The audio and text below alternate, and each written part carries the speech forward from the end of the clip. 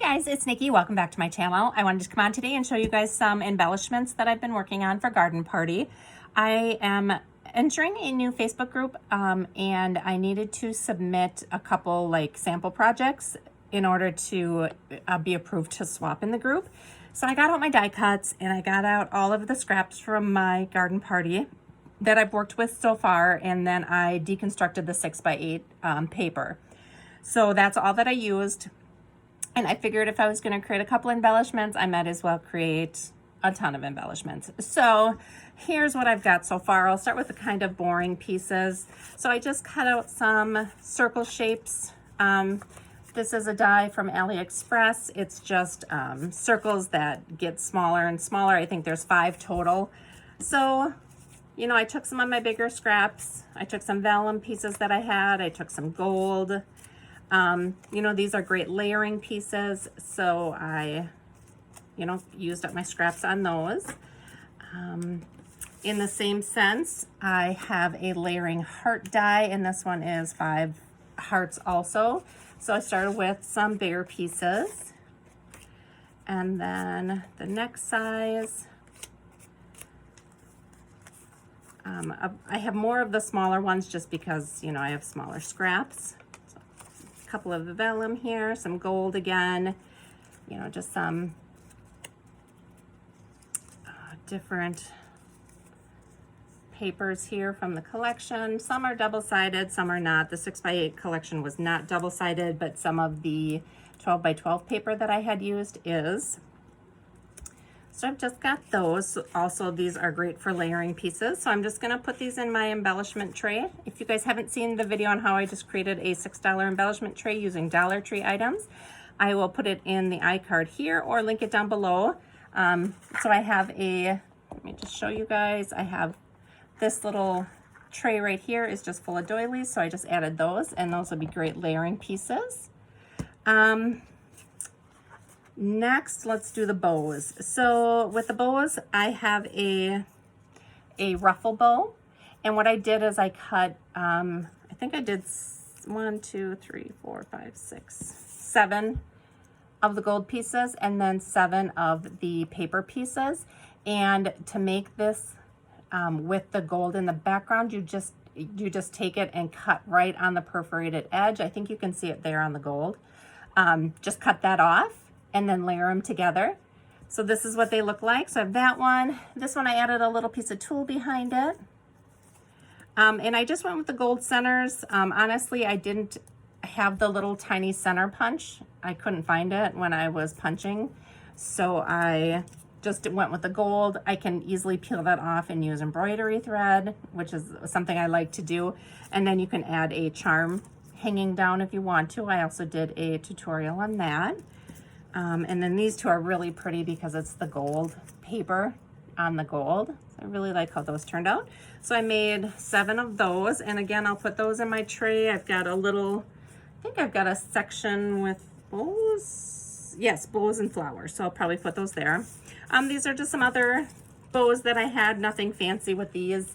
I left the centers white on these. But these are just, you know, plain bows, again, just used for layering or in a cluster. So I'll put those with those bows. Some of the more tedious ones that I did these typewriters, and honestly, I had to pull the die back up, and I still don't think I put it together right. Do you ever get a die with so many pieces and you have no idea how to assemble it? Like, there's not even a picture on the packaging that you get, so you just kind of make it up. So I did these. I did a gold layer on the bottom here, and then these keys punch out. Like, I think in the picture, like, you took each one of these circles and glued them back on, and I'm like, there's no way in hell I'm gonna piece every single one of those typewriter buttons back on. So I just took the background of it and glued it on top so you can kind of see them through there. I don't know. I think it still looks cute. And then here, I made the typewriter paper out of vellum. There's just like a space bar extra piece, the little roller piece right there.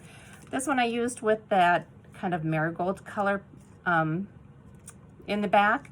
So same thing, I just used that for the back so you can see through where the keys were. So I think those turned out really cute.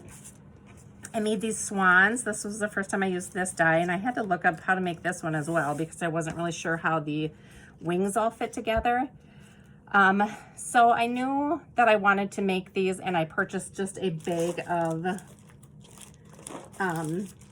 feathers just from Hobby Lobby. I think it was maybe $2 or $3 or something like that.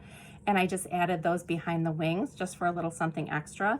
And I kind of played with the paper, mixed it up a little bit. They all have a gold crown and they all have a gold beak. So I have 7 of these as well. I'm not sure why I went with 7. I think it was probably just the amount of paper that I had pulled out. So I love how those turned out. Those are really pretty. I did some butterflies. I was having a problem with my butterfly dies, and I'll show you. So with this die that I got from Hobby Lobby, it doesn't punch all the way through this gold paper very well. So I think the paper is a little bit thicker, but you can see it perforates it, or it gives it like an indentation, but it doesn't go all the way through. So I took the ones, I just was symmetrical on each side. I took the ones that came out easily and the ones that I just had to manipulate a little bit, and took those out and left the rest just as like embossed look. So I did that for that. This one, hardly any came out. I still think it looks pretty. It's got the words in the background, kind of a gold and white paper. This one, only like 3 of them came out. I'm not stressing about it. I still think they're beautiful. This one, more on the bottom. I don't think any on the top came out. These were the side ones worked pretty well, the sideways butterflies. So these punched out really well. I was able to get all of those out. This one, not so much. And what I've done in the past is I just add an extra layer of like cardstock or like chipboard in my die, just to make it thicker, and you have to really crank it to push it through, and it usually works, but this time it didn't. These little butterflies are from a set that I got from AliExpress.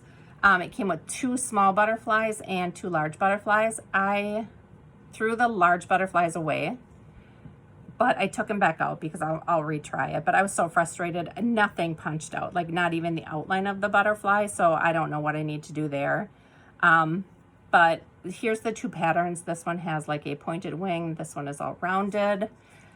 The small ones punched out though. I was able to get all of the centers out, and I think those are pretty. But yeah, the large ones, I pulled them out because I'm like, if nothing else, I can use them with vellum or some kind of thin paper. But all right, so I have all those. And then lastly, I made a bunch of layered flowers.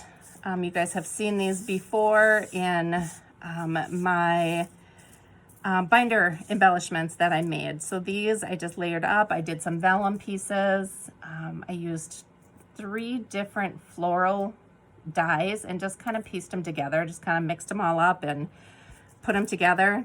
Some of the middles have sequins, some have beads, some have gemmies, and all of them just have different layers. I'll show you. Some have 3 layers, some have 7 layers. So they're just all different. I didn't do any leaves. I can punch some out, you know, if I need them when I play with it. I just did 2 tiny ones here with some extra that I had.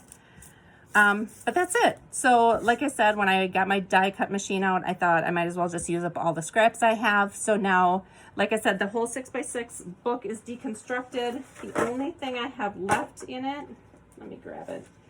I have a couple tiny like square pieces like this left over that I didn't do anything with die cutting. And then for the 6x8 paper pad, I have these 3 sheets. So this, I'm not exactly sure how I'm going to use this. This will be easy for layering. It's really neutral. This I think I'll cut up into like 3x4, 4 3x4 journaling cards. So with the lines on it, it'll be easy to journal. So that's all I have left. So I was really happy that I was able to use up my scraps, and now I am set for embellishments for this garden party. So that's it, guys. Oh, I just wanted to let you know that I worked on this over the course of 3 nights. Like I cut one night, started piecing together the next night. You know, I craft in between working and kids and sports and all that. And then I just finished them up tonight. So, you know, it wasn't quick process, but I'm glad that I have it. Now it's done, and it makes crafting so much easier. So thanks for watching. I'll see you guys in my next video. Bye.